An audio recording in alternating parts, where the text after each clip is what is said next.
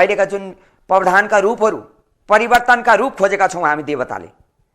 हामीले के चाहेका छौँ? देवताले त शान्ति पूर्ण शान्तको वातावरण बनाऊ, सम्पूर्ण घर घरका भक्त मिलौँ, सम्पूर्ण चाहिँ विश्व जगतकै स्वर्गलोकका पवित्र स्थलका हामी भक्त हौँ, सबै एकट्ठा भएर मिलौँ। लडाइँको युद्ध गोली बम बारुद होइन, सबैलाई शान्तिपूर्ण बाँच्ने अधिकार, जीव जन्तु सबैलाई बाँच्ने अधिकार हुनुपर्छ भनेर हामी भगवानको भक्तले भनिराखेका छौँ। के को लागि तपाईँको सम्पत्ति चाहियो? सम्पत्ति भनेको त भोजन गर्नको लागि हो र यो सृष्टिमा गाडी दौडान सवारमा हिँड्नको लागि, सवारीमै चल्नुपर्छ भन्ने छैन। लगभग तपाईँले दिनमा आधी घन्टा सबै यात्रा गर्नुहोस्, दिनमा कमसेकम 1 घन्टाको यात्रा गर्नुहोस्, तपाईँको शरीरमा रोगै लाग्दैन, रोगको प्रावधानै हुँदैन। त्यस कारणले गर्दा म हजुरलाई के बिन्ती बिसाउँछु भने सम्पूर्ण हाम्रो भक्तजन, स्वर्गलोकको यो भक्तहरूलाई मात्र भनेको होइन, विश्व जगतको भूमि आमाको छाती एउटै हो। विश्व भूमि आमा भनेर मैले राखेको छु नाम। विश्व भूमि आमा स्वर्गलोककी आमा हुन्। संसारको सृष्टि मानव जीव जन्तु सबैलाई रक्षा गरेर हिँड्ने आमाको भूमिमा एउटा कमाउने भाँडो हो। यहाँदेखि यता त कमा, यहाँदेखि यता म कमा भन्ने हो। भक्त हामी एउटै हौँ। जसरी माने पनि भगवानको भक्त एउटै हो।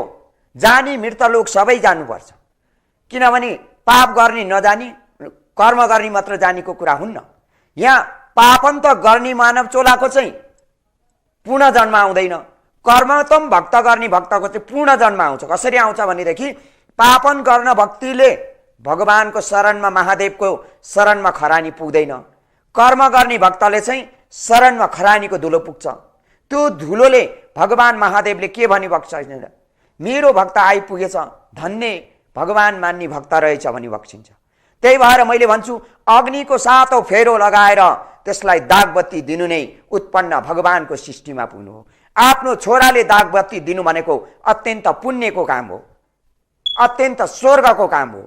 आफ्नो छोरा पनि छैन भनेदेखि छोरीले दिन सक्छिन्, तर विवाहदान नगरेको चाहिन्छ। किनभने अर्कोको कुलको गोत्रमा गइसकेपछि त्यसको चाहिँ किनभने दागबत्ती दिएको औचित्यहीन हुनेछ। त्यो पितृ कहिले पनि तर्दैन पनि र त्यसको चेली अब छोरीले बिहा गरेर गइसकेको छोरीले चाहिँ दागबत्ती दियो भने नराम्रोसँग श्राप लाग्नेछ।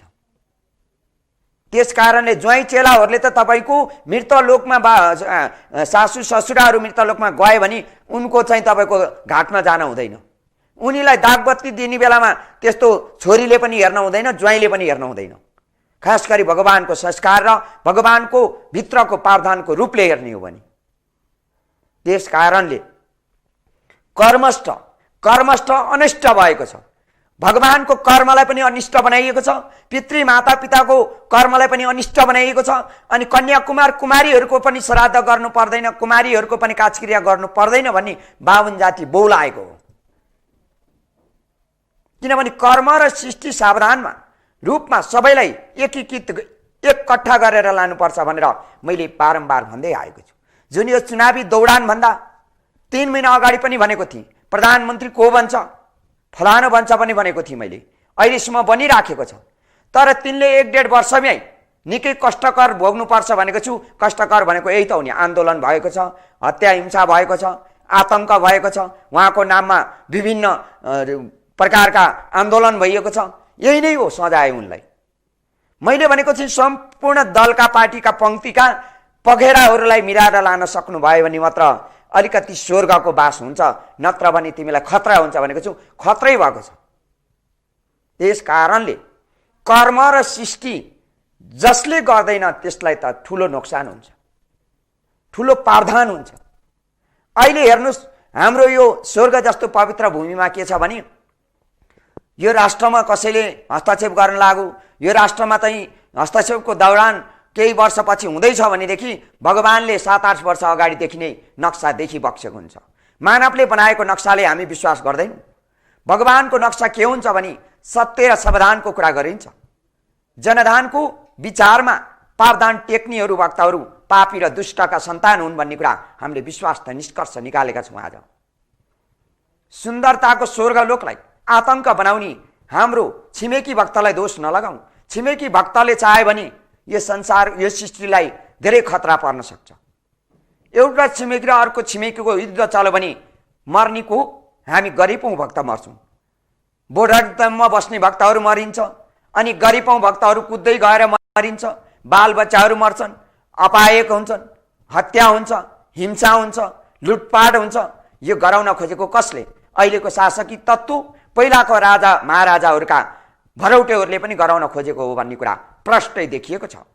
र अनि अन्य यो हाम्रो दुई मुलुकको छिमेकी वर्गलाई चाहिँ दुर्घटना गराउने अनि अन्य टाढाको छिमेकीले चाहिँ आक्रमण गर्ने, यसलाई चाहिँ उसको केन्द्रमा राख्ने, उसको मादतमा राख्न खोजिरहेको छ अमेरिकाले र बेलायतले र चाइनाले, जापानले पनि यसलाई हस्तक्षेप गर्न खोजेको छ।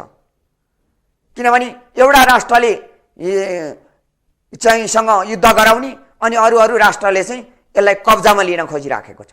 हाम्रो स्वर्ग जस्तो पवित्र भूमि कसैले कब्जा गर्छु भन्यो भने त्यसको राष्ट्रमै हामी त्यसको बसेको ठाउँलाई चाहिँ हामी भगवानको शक्तिको कणले त्यसको विस्फोटन गराइदिनेछौँ। त्यसले बनाएका जुन बम गोला, जुन चाहिँ गोली बारुदहरू, विभिन्न प्रकारका पेट्रोलहरूमा आगो लाग्ने छ। यति कुरा याद गर्नुहोस्। अब यस्तो विस्फोटन हुनेछ विश्व जगतमा, जगेश्वरी आमा जागेर संसारको लोकमा अब ठुलो विस्फोटन हुनेछ। यसको जिम्मा भक्तहरूले लिनुपर्ने छ, यी पापी सन्तानहरूले। अबको 6 महिनाभित्र यी पापीहरू सुध्रेनन् भने भगवानले यस्तो सजाय ल्याइ बक्सिन्छ कि मानवहरू हेर्दा हेर्दै आफै सिद्धिनु पर्ने अवस्था अब भगवानले ल्याउनेछन्। अब भगवानले ल्याउँछन्, किनभने मानवहरूलाई 72 सालको दौडानमा पनि भगवानले सजाय ल्याइ बक्सेको थियो भने 90 सालको दौडानमा पनि ल्याइम। 1,50,00,000 वर्ष अगाडिको युग भगवानले फर्काउन खोजी बक्सेको छ। 1,50,00,000 वर्षको युग फर्क्यो भने मानवी चोलाहरू त के यो हरियाली नै रहँदैन। यति कुरा याद गर्नुहोस्, यति कुरा याद गर्नुहोस्। तपाईँ सच्चा भगवानको भक्ति मान्नुहुन्छ, सबै सच्चा भगवानको ध्यान गर्नुहुन्छ भने यो देखिन्छ। तर यहाँ माताहरू पिताहरू भन्नुहुन्छ त्यस्ता शैतान वर्गहरूले केही पनि देख्दैन। उनीहरूले के देख्छ? अर्काको घर बिगार्ने, जुदाउने, बजाउने, पार्टी पंक्तिका यी विभिन्न प्रकारका संगठन अध्यक्ष सदस्य खोलिएका छन् अनि भगवानको नाममा पनि सदस्य अध्यक्षका नामहरू पदहरू खोलिएको छ। यसले दुर्घटना र आतंक फैलाउने काम गर्छ। हत्याको हिंसाको काम यहीँबाट भएको छ।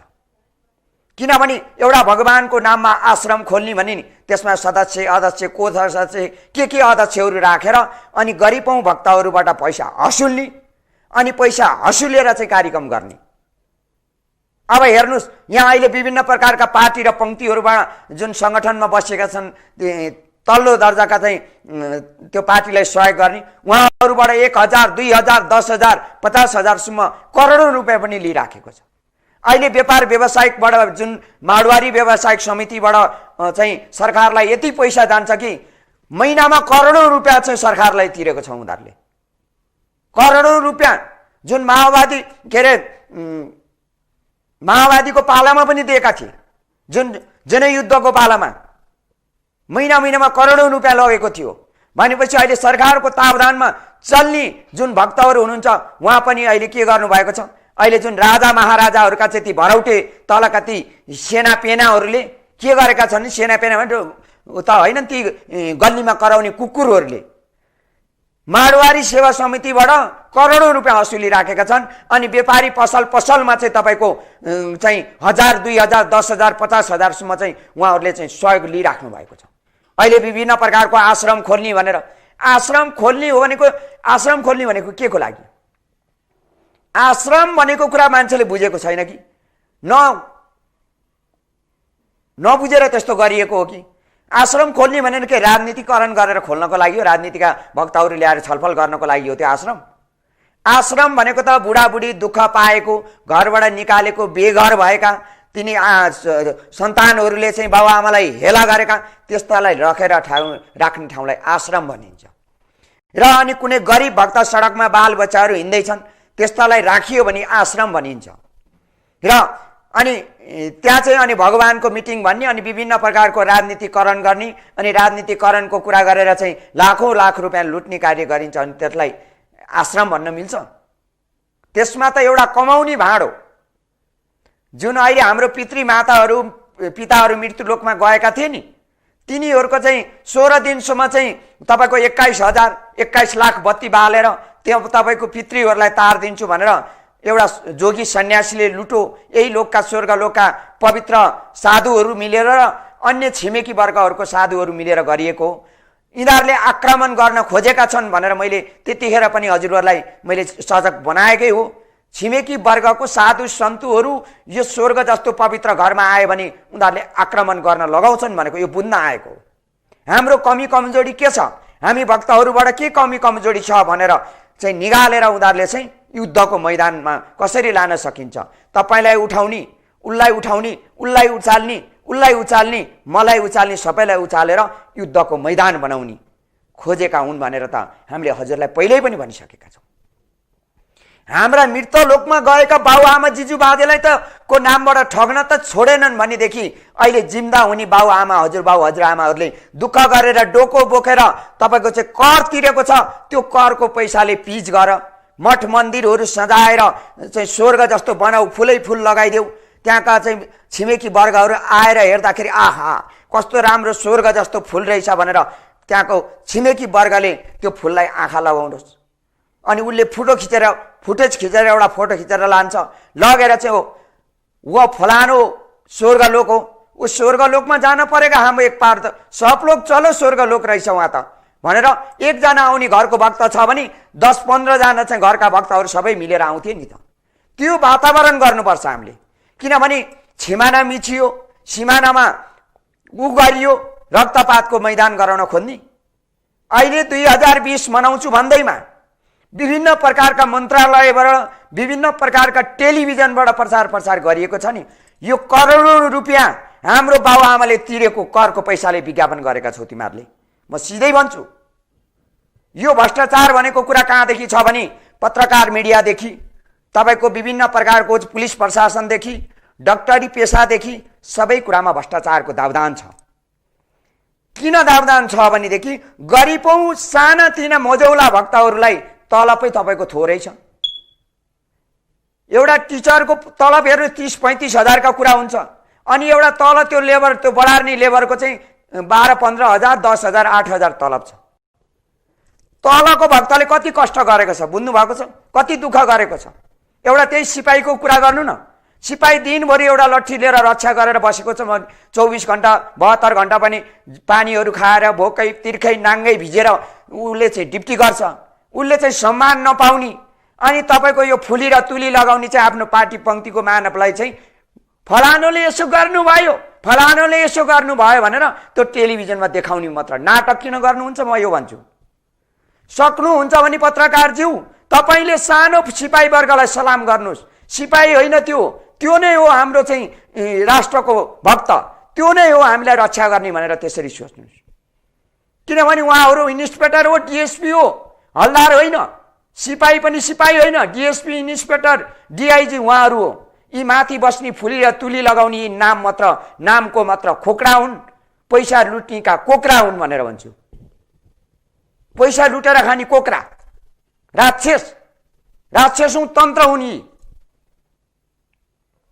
अहिले हेर्नुभएको छ तपाईँ हजुरहरूले, त्यहाँ राष्ट्रपतिको भवन अगाडि हेर्नुहोस् त, त्यहाँनिर तपाईँको एउटा चाहिँ के अरे आर्मीको उ छ, ब्यारेक छ।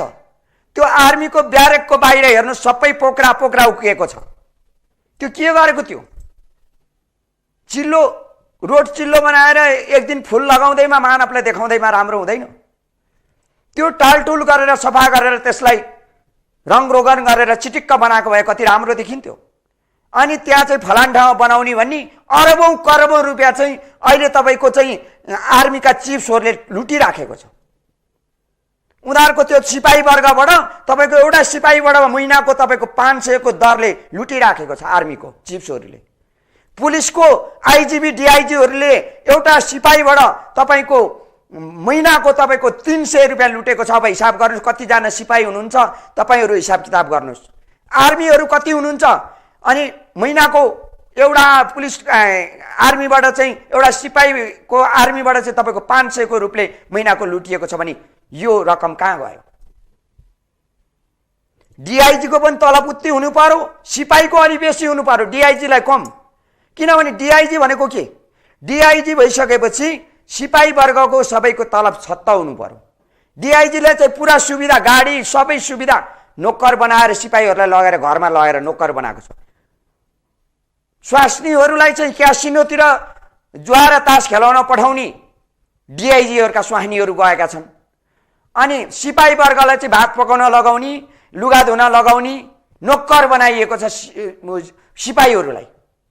आफ्नो एउटा स्वास्नीले कपडा धुँदैन, स्वास्नीले भात पकाउँदैन भने त्यो महिलाको के अधिकार? महिलालाई फ्याँक्दै हुन्छ? म त सिधै भन्छु, महिला बिगार्ने, छोरछोरी बिगार्ने को रहेछ भने ठुल्ठुला बडाका नै हुन्। अहिले ठुल्ठुलाका ती छोरी चेलीहरू यति इज्जत लुटेको छ, यो कसले हेरेको छ? उनीहरूको त एउटा केही भयो भने ढाकछुप गरेर अर्को केटा खोजेर विवाह गरिदिन्छन्। गरिबको त कसले खोजेर बिहे गर्ने? धन छैन, सम्पत्ति छैन। अनि गरिबका चेलीबेटीहरूको इज्जतमाथि दाग लगाउने को? यी ठुल्ठुला बडा हुन्, जुन चाहिँ आइजिपीका सन्तान, डिआइजीका सन्तान, इन्सपेक्टरका सन्तान, विभिन्न प्रकारका आर्मीका चिफ्सका सन्तानले गरेका हुन्छन्, विभिन्न प्रकारका डाक्टरका सन्तानले गरेका हुन्छन्, विभिन्न प्रकारको तपाईँको चाहिँ अहिलेका मन्त्रीगणका सन्तानले गरेका हुन्छन्, मन्त्रीका पदमा बस्नेका सन्तानले गरिराखेका छन् त्यस्तो काम। यो अहिले तपाईँको दोहोरी साथ भन्छ, डिस्को भन्छ। यो दोहोरी भनेको कुरा के हो भनेदेखि हाम्रो भगवानको एउटा सौरालय बनाउने। अनि दोहोरी साँझ भनेको चाहिँ हाम्रो छिमेकी भक्तहरू आउँदाखेरि दोहोरी गानाहरू सुनाएर हाम्रो चाहिँ यहाँको चाहिँ रहन सहन यस्तो छ, यस्तो प्रकारको वेशभूषा छ, यस्तो प्रकारको रूप छ भनेर हामीले देखाउनु नै दोहोरीको साँझ हुन्छ। यहाँ त अहिले दोहोरी गीत चाहिँ दोहोरीको कुरा गर्नुहुन्छ, अनि यता र उति पुरा नाङ्गै शरीर खिचेर देखाउनुहुन्छ। यस्तो प्रकारको प्रावधानहरू देखाउनु भनेको औचित्यहीन हो। यो लोकलाई आतंकतिर लान खोजिएको पनि यिनीहरूले पनि गर्दाखेरि हो। दोहोरी भनेको यस्तो हुनुपर्छ कि मिठास। दोहोरी भनेको साना तिना छाहारा गंगा जल, हाम्रो सबै पवित्र स्थल, स्वर्गको पवित्र देवी माता पिताहरूको घर हो भनेर चाहिँ दोहोरी गीत निकाल्नुपर्छ। अनि फेरि दोहोरीकै तपाईँको वेश लगाउनु पर्छ। नेपाली पोसाक दौरा सुरुवाल लगाउने केटा मान्छेले, केटी मान्छेले पनि सारी चोलो गुने चोलो लगाउने। सारी चोलो र गुने चोलो लगाएर हामीले लोक दोहोरी गाउने ठाउँ के हो भन्ने कुरा चाहिँ हामीले बुझेको छैन। अहिलेसम्म तपाईँको चाहिँ टेलिभिजनमा दोहोरी गीतहरू हाल्नु भएको छ, विभिन्न प्रकारको दोहोरीहरू देखाउनुहुन्छ। यो नौटङ्की नगर्नुहोस्। हाम्रो स्वर्ग जस्तो पवित्र आमालाई बदनाम गर्ने दोहोरी पनि हो, लोक दोहोरी कार्यक्रम चलाउने। भक्तहरूलाई म सजग रहन अनुरोध गर्न चाहन्छु। यदि यो आमालाई मन पराउने, यो स्वर्ग जस्तो पवित्र चाहिन्छ भने हामीले फुलै फुलको चाहिँ वरिपरि राखेर हामीले नेपाली पोसाकबाट लोक दोहोरी गरौँ। कसैलाई पनि उत्सङ्कित गर्ने शब्दहरू नहालौँ। कसैलाई पनि चाहिँ विदेशी प्रकारको कपडा लगाएर दोहोरी गीतमा ननाच्न पनि म विनम्र अनुरोध